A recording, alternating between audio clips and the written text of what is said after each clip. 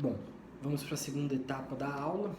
Então, estávamos falando aqui que, via de regra, como existe um proveito aí, né?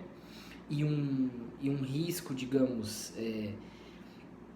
quase que inerente a essa atividade comercial, os fornecedores acabam respondendo, via de regra, objetivamente, pelos danos que causam aos consumidores. E isso, a lei é super clara, não tem discussão em relação ao assunto, tá bom? Beleza. Mas e o profissional liberal? Então por que ele não responde objetivamente, né? Primeiro ponto, a gente tratou na primeira parte da aula, que é a questão de ele se equiparar tecnicamente, estruturalmente, economicamente ao consumidor. Beleza, mas não é só isso. É que, via de regra, pessoal, o profissional liberal, ele assume uma obrigação que é chamada obrigação de meio. Vocês devem lembrar um pouquinho desse conceito, que é a diferença entre a obrigação de meio e obrigação de resultado, né? A obrigação de resultado, ela acontece quando eu vou prestar um serviço e eu assumo a obrigação de entregar um resultado específico. Então, eu vou lá, eu sou uma construtora, por exemplo, e eu vou prestar um serviço de construção de uma parede. Eu tenho ali uma obrigação de resultado, que é entregar a parede naquelas especificações, se elas estiverem contratualmente estipuladas, mas eu tenho uma obrigação de entregar aquele resultado específico. Agora, no caso de um advogado, por exemplo, no caso de um médico, por exemplo, né, eu tenho situações em que ambos esses profissionais, eles assumem obrigações de tentativa, né, obrigações de esforço, digamos assim. Então, eu vou lá fechar um cliente, eu vou dizer, eu vou te defender nesse processo específico aqui, não importa aqui a área, né? O que nós vamos buscar aqui? Nós vamos buscar o melhor resultado possível. Tá? Então, eu tô assumindo aí a obrigação de entregar para aquele cliente um resultado específico. Eu estou assumindo a obrigação, por exemplo, de entregar uma improcedência para esse cliente? Não, e nem poderia. Isso é até um alerta para os futuros advogados, né? O advogado nem sequer poderia assumir esse tipo de responsabilidade, de um resultado específico, até porque a lei muda, o entendimento dos tribunais muda e assim por diante. Quem já está um pouco mais na área entende que o Poder Judiciário é volátil dessa forma mesmo. Então, hoje, o entendimento é pode ser que amanhã não seja mais, e aí eu de repente assumo obrigação de resultado, sendo que o resultado não depende de mim, aí posso acabar me encrencando, inclusive, né? E se isso estiver estipulado contratualmente, então nem se fala. Em relação ao médico, mesma coisa. O médico, quando, por exemplo, ele está lá numa cirurgia de reparação, vamos supor que uma pessoa tenha sofrido um acidente e aí ela chega no pronto-socorro com a cabeça lesionada, com o ombro, com tudo. E aí o médico vai tentar colocar tudo no lugar.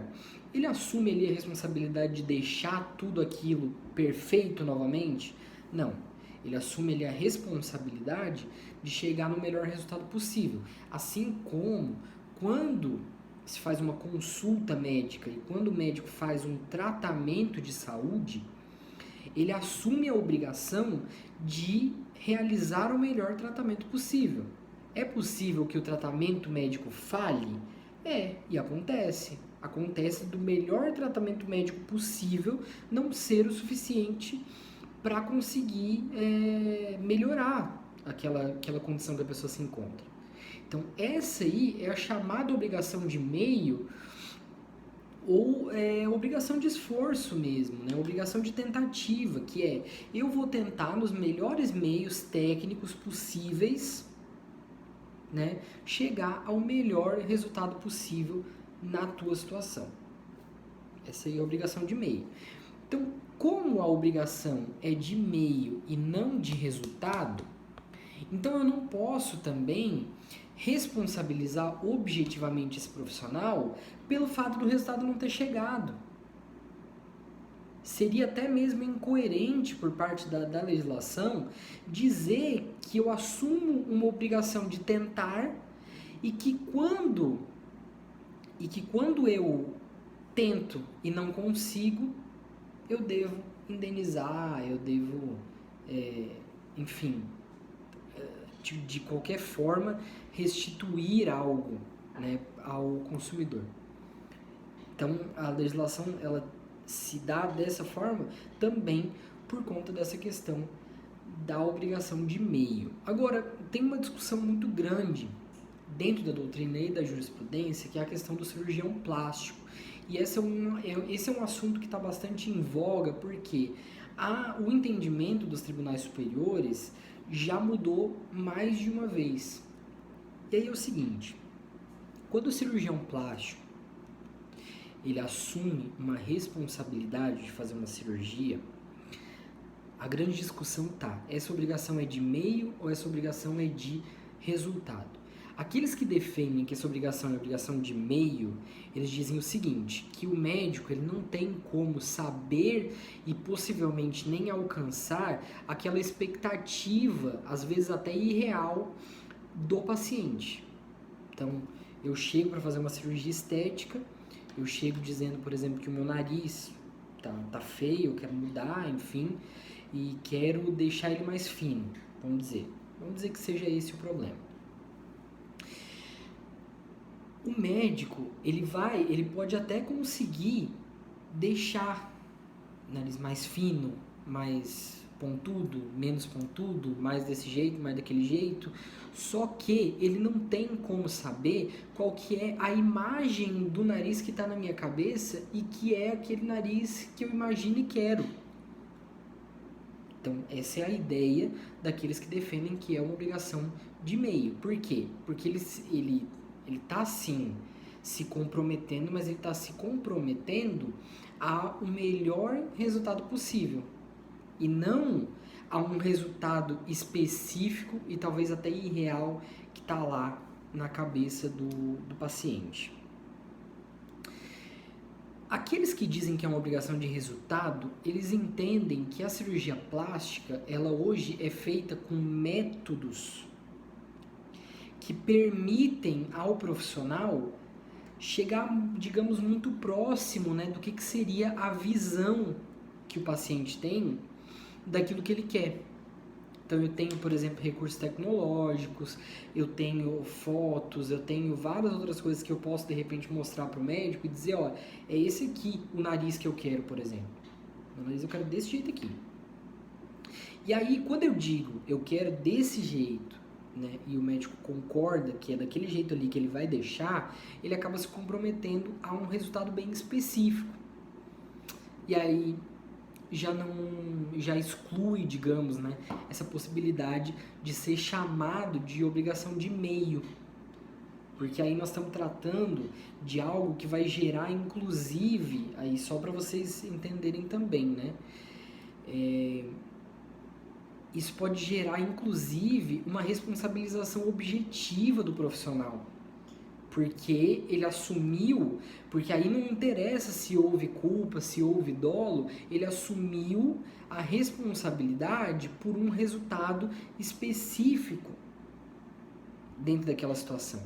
E aí, com esse resultado específico, não alcançando esse resultado específico, né, aí seria cabível eventualmente indenização por esse, seja um erro, seja, né, proposital na verdade não é, né, mas enfim, algo nesse sentido.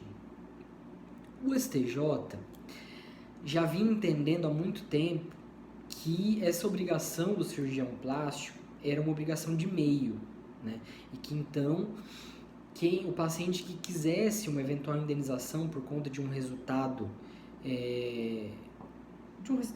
específico, né, ele deveria comprovar que houve dolo ou culpa do médico para responsabilizá-lo de forma subjetiva pelo dano que foi causado. Mas, de uns tempos para cá, existem decisões ainda isoladas que tratam dessa responsabilidade como responsabilidade de como essa obrigação de resultado e, portanto, uma responsabilidade objetiva, beleza? Na próxima aula nós vamos começar a ver as formas, né, de dano ao consumidor e que podem gerar responsabilidade civil dentro das relações de consumo, beleza? Até lá!